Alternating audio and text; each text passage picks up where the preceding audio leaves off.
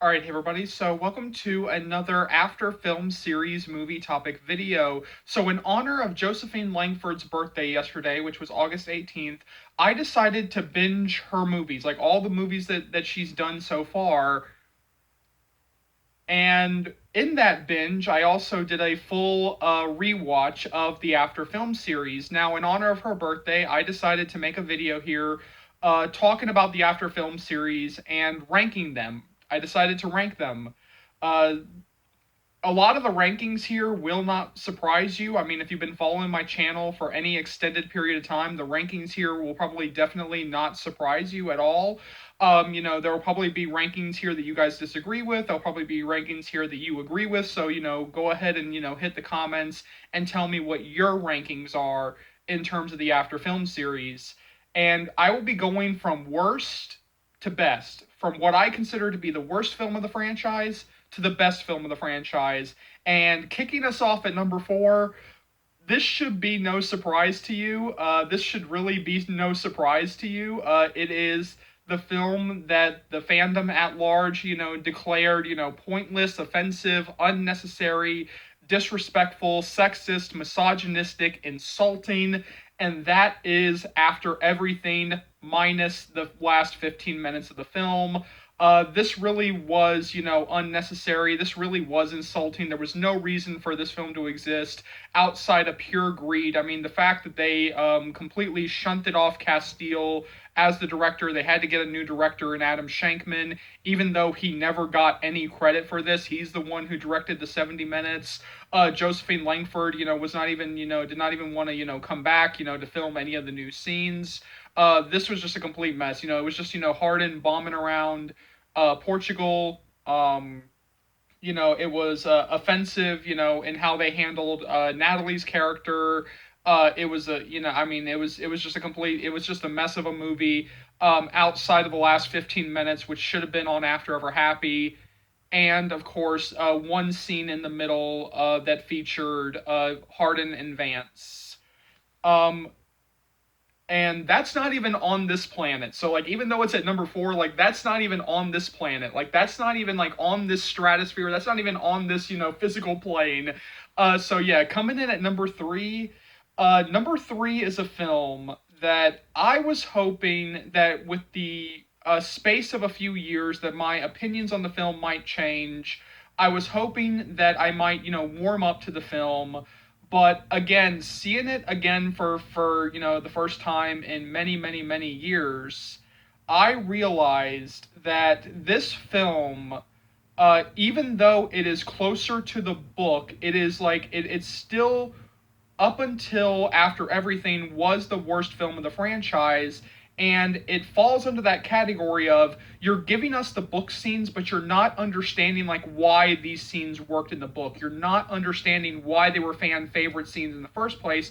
So it just comes off as just checking off the boxes. It just comes off as just checking off the boxes, and so you don't really feel anything. You just feel empty watching some of these, key scenes play out on screen, because it just feels like they're just checking the boxes. Oh, it's time for this scene. Oh, it's time for this scene. And despite a very game cast that, still does their best with the material, and the introduction of Trish, unfortunately, After We Collided does come in at number 3, and until After Everything, After We Collided really was the worst film of the franchise. Even though I think that the first After film is a worser adaptation in terms of it being an adaptation in name only, I would still rather take an adaptation in name only that is still very memorable.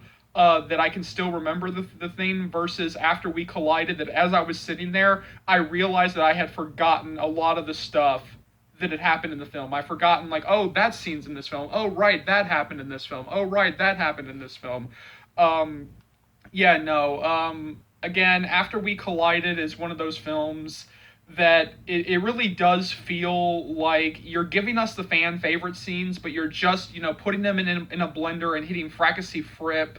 You're just really, you're not really understanding, like, why they're fan favorite scenes. It's so rushed.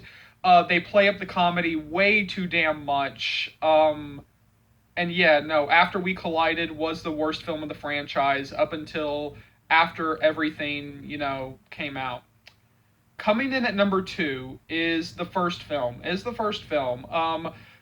Now, for a long time, the first film was a film that I pretty much just sat there and I said, okay, this film did way more damage to the franchise than I think a lot of people want to admit. Because a lot of people say, oh, it was After We Collided that damaged the franchise. Like, oh, that was pretty much like the ending of the franchise, or at least people taking it seriously. Because again, when you see people mocking the films, it's always a clip from After We Collided. It's never a clip from anything else. It's always a clip. Well, now we have After Everything, but it's always a clip from After We Collided. It's always a clip from After We Collided. But the reason why the first After film is so high on this list at number two is purely for the fact that I will always have a soft spot for this film. I will always have a soft spot for this film. This film is so memorable. It changed the course of this entire channel. It changed my life. It gave me, the right thing at the right time. When I was going through some really rough stuff in my life, it gave me a family. It gave me purpose. It gave me joy. And you know what, Hero and Joe are really great in this movie. There are so many memorable scenes in the film that I still remember, from Hardin and Tessa running through the library, to the big reveal, to the lake scene, to meeting Landon for the first time, to them dancing at the wedding reception, to us. I mean, it's such a, to Hardin and Tessa sitting in the tub and Hardin writing "I love you," on her back. I mean, like, this is such a, from I'm just gonna keep listing off, memorable scenes in the movie, to the Pride and Prejudice discussion, to Elizabeth Bennet needs to chill. I mean, it's so memorable. It's so memorable, and like I said, in the 5 year anniversary, I mean, I was standing in Publix, and all of a sudden, like, I just want to be someone, just started playing over the speakers, and I just started flashing on the film. Like, I just had to stand there for a second as I started, like, mouthing along with the words, and like tears just started, like, streaming down my face as I just, completely, flashed back to the movie, and remembered Hessa, running through the library, Hardin reading to Tessa, the hanging out montage, that follows. I mean, and again, it's like, how can I not put this, so high on the list? How can I not put this at number two? But of course, the number one slot, and you guys might be wondering, hey, there are five films. Why are you only going 4-1? Well, that's because my number one pick for the best films of the After Film franchise, enough time has passed that far and away, the number one best films of the franchise are After We Fell and After Ever Happy. These two are what this franchise should have been. These two are what the franchise should have been. They exemplified the best of this franchise. They showed that if we had the proper director, if we had the proper writer, if we had the proper tone, this could have been a really special franchise. These two are definitely the most mature of the franchise. These are the two of the franchise that feel like they were actually written, in the tone of new adult, which is what this franchise was. It was never meant to be young adult, which is how that first film came off. Is that it felt very, that first film, is very much in the young adult, pool. Whereas, whereas movies 3 and 4 really do feel like the most mature films of the franchise. They really do feel like the films that show what this franchise could have been if we had the right director, if we had the right writer behind this thing. These two films feature what I think is a franchise best performance from Hero and Joe, and when you take away that 15 minutes, yeah, After We Fell might, take the number one slot, and, After Ever Happy takes number two. But when you put in that final 15 minutes from After Everything, to me, these two are the number one tied best films of the franchise. There is no question about it. I love the hell out of these films. I thought that Castile directed the hell out of these films.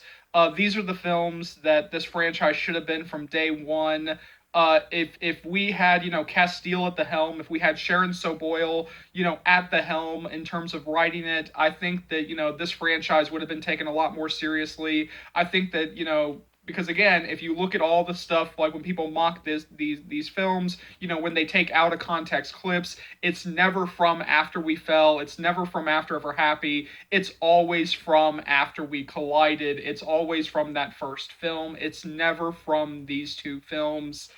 So just to go through the rankings one more time, we have, of course, the creme de la shit at After Everything at number 4. Number 3 goes to After We Collided. Number 2 goes to the first After film. And number 1 is a tie between After We Fell and After Ever Happy.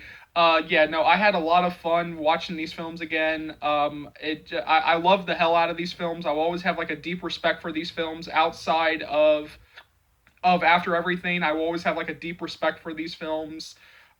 These films changed my life. It changed the life of this channel. I think that Josephine Langford, knocks the hell out of this. I thought the cast was uniformly excellent in these films. The cast, I mean, really knocked it out of the park. Even that first film, even though it's an adaptation in name only, the cast was so great that even if you were to do a one-to-one adaptation of that first film, I would still say cast every single one of these people. I would still cast every single one of the people who were in that first movie, outside of Meadow Williams and Swen Temmel. Like I would cast every single one of these people. I would still cast this entire cast. So jump down to the comment section below. Let me know what your rankings of the After Film franchise are. Do you agree with my picks? Do you think I'm completely wrong? Where do you land on the franchise? So go ahead and hit the comments below. Let me know what you think. Go ahead and hit that subscribe button if you haven't already, and let's go through all the stuff you'll be able to find on this channel right now. So I'll be bringing you guys constant updates on the After Film series. It ends with us, Hush Hush, The Mister, The Ballad of Songbirds and Snakes, Sunrise on the Reaping, Crave, and a whole bunch of other book-to-movie adaptations as we go through the life of this channel. You guys are going to be so updated that you'll be begging me to stop the updates. Because I was terminated for so long, there's still some stuff from After We Collided that I do have to catch up on, including topic videos, and those are coming sooner rather than later.